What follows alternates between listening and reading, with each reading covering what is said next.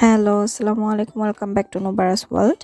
তো আজকে যারা ভিডিওটি দেখবেন অবশ্যই না টেনে টেনে পুরো ভিডিওটা দেখবেন, কারণ এখানে অনেক আপনারা দেশি খাবার দেখতে পারবেন এবং কিছু কিছু ছোট ছোট টিপসও দিব যেটা আপনাদের পরবর্তীতে কাজে লাগবে। এবং সবচেয়ে যেটা মেন কথা, এখানে আমি খুবই অল্প মশলায় কিভাবে আপনার চিকেন বিরিয়ানিটা আপনারা ইয়ামিভাবে টেস্টিভাবে করতে পারবেন বাসায় থাকা উপকরণ দিয়ে, সেটা আমি বলে দিব।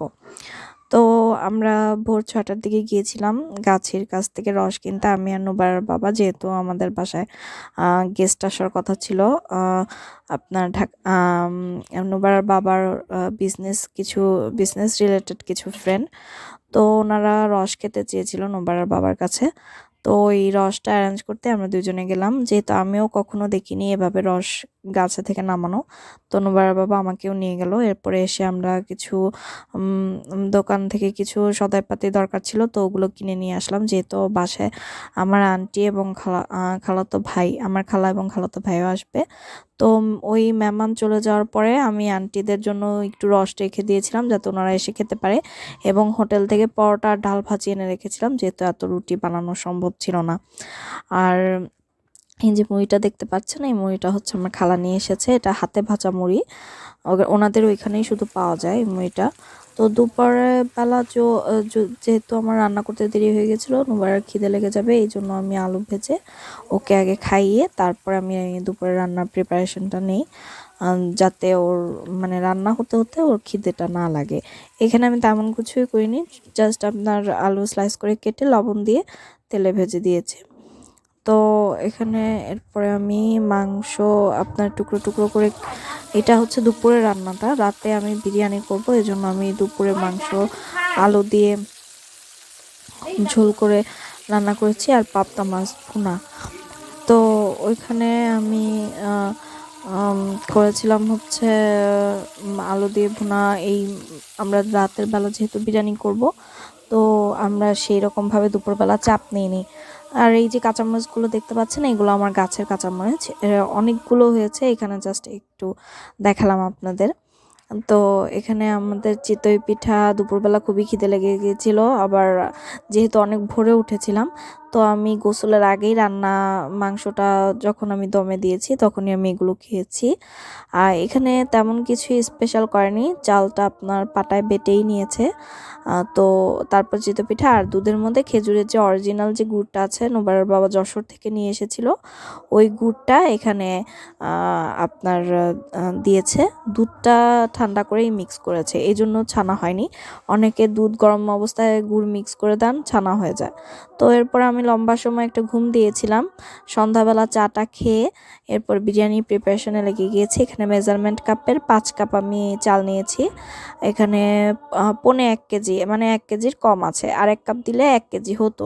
আর এখানে 1 কেজি পুরো মাংস আছে, যেহেতু আপনার বিরিয়ানি, তাই আমি বুকের মাংসটা এবং রান দুইটাই প্রেফার করি। আর এখানে আমি মশলা বেটে নিয়েছি হচ্ছে আপনার পাটায় পিষে নিয়েছি হচ্ছে জয়ত্রী, জায়ফল, তারপরে দারচিনি, পোস্ত, লবঙ্গ, এলাচ, শাহি জিরা সব একসাথে, আদা রসুন সব একসাথে, যাতে আর কিচ্ছু দিতে হবে না বিরিয়ানিতে, শুধু এই মশলা পেস্টটা দিয়ে দিলেই হবে। একটু বিট লবণ নিয়েছি আর কয়েকটা তেজপাতা ছিঁড়ে নিয়েছি। আর যেহেতু আমার বাসায় ছিল না, টক দই ছিল না, তো আমি এই টক দইয়ের বদলে আপনার গুঁড়ো দুধ দিব, আর 2 টেবিল চামচ আরই দিব। তো এখানে আমি পেঁয়াজ বেরেস্তা করেছি, এখান থেকে অর্ধেক উঠিয়ে রাখবো আমি বেরেস্তা পরে সার্ভের সময় দেওয়ার জন্য, আর অর্ধেকটা আমি বিরিয়ানি মাংসের কষানোর মধ্যে আমি ইউজ করব। যেহেতু এক হাতে আমি রান্না এবং এক হাতে মোবাইল ধরেছিলাম, এই জন্য ভিডিওটা একটু আপনাদের কাছে ফকি মনে হতে পারে, কিন্তু আমাকে আসলে ক্ষমা করে দেবেন, কারণ আমার রিং লাইটটা রান্নাঘরের ওই পজিশনে আমি ঠিক মতো সেট করতে পারিনি। তো আমি 2 টেবিল চামচ গুঁড়ো দুধ এবং লেবুর 1 টেবিল চামচ দিয়ে, এটা আসলে টক দইয়ের কাজ করে। অনেক সময় দেখা যায় বাসায় টক দই থাকে না, তো তখন আপনারা এইটা এরকমভাবে টক দই করে ইউজ করতে পারেন। তো আমি মশলা কষিয়ে ভালো মতো কষিয়ে তারপর মাংসটা দিয়ে দিয়েছি। মাংসটাও ভালো মতো আমি হালকা একটু পানি দিয়ে ভালো মতো কষিয়ে নিব। বেশি পানি দেওয়ার দরকার নেই, যেহেতু বিরিয়ানির সাথে আবার এটা কুক হবে। তো বেশি আগে থাকতেই বেশি রান্না করে ফেললে তখন পরে আবার দেখা যাবে যে খুব হার্ড হয়ে গেছে, মুরগির মাংসের যে জুসি ভাবটা সেটা আর থাকবে না। তো আমি কয়েক টুকরা আলুও দিয়েছি, যেহেতু আমাদের বাসায় সবাই বিরিয়ানির সাথে আলুটা পছন্দ করে। অন দ্য আদার হ্যান্ড আপনি যদি এটা বলেন যে এটা চিকেন কাচ্চি, খুব বেশি একটা ভুল হবে না। কিন্তু আমরা এখানে কাচ্চিতে যেমন চাল আলাদা করে তারপর মাংস আলাদা করে রান্না করে, আমরা কিন্তু এখানে সবটাই একসাথেই রান্না করব। আপনার চালটাও এটার মধ্যে দিয়েই কষাবো, আমরা আলাদা করে কোনো কিছু করব না। চাল মাংসের মশলার সাথে মাংসের সাথে একসাথে কষালে কি হয়, আপনার যে বিরিয়ানির যে অরিজিনাল যে ফ্লেভারটা চালের পুরো ভেতরে ভেতরে ঢুকে যায়, আর টেস্টিও লাগে খুব। তো আমরা এখানে পেঁয়াজ বেরেস্তা রেখে দিয়েছি এতটুকু। আমরা মানে অল্প একটু এখান থেকে অর্ধেক আবার বিরিয়ানি হয়ে গেলে দমে যখন রাখবো তখন দিব, বাকি অর্ধেকটা আমরা সার্ভ যখন করব তখন দিব। তাহলে মুচমুচে ভাবটা থাকবে, বেশি বেরেস্তা দিয়ে দিলে তিতা তিতা লাগে পরে। তো আমরা এখানে মাংস কষিয়ে নিচ্ছি। এখানে কিন্তু আমি আর কোনো বাড়তি কোনো কিচ্ছু ইউজ করিনি। আপনার বিরিয়ানিকে মানে টেস্টি করার জন্য এই মশলাটাই যথেষ্ট, আর কিচ্ছু আপনার লাগবে না। মানে এইটুক। আর আমি এখানে চালটা মাংসের সাথে কষায় নিব।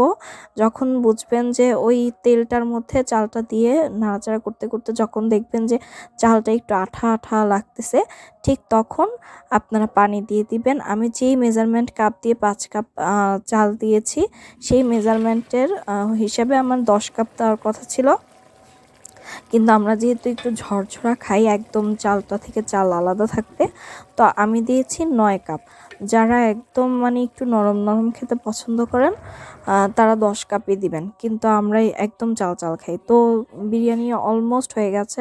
এখন আমি চুলার আঁচটা বন্ধ করে দিয়ে দমে রেখে এই যে দেখেন বের নিয়েছি, একদম পারফেক্ট একটা বিরিয়ানি হয়েছে।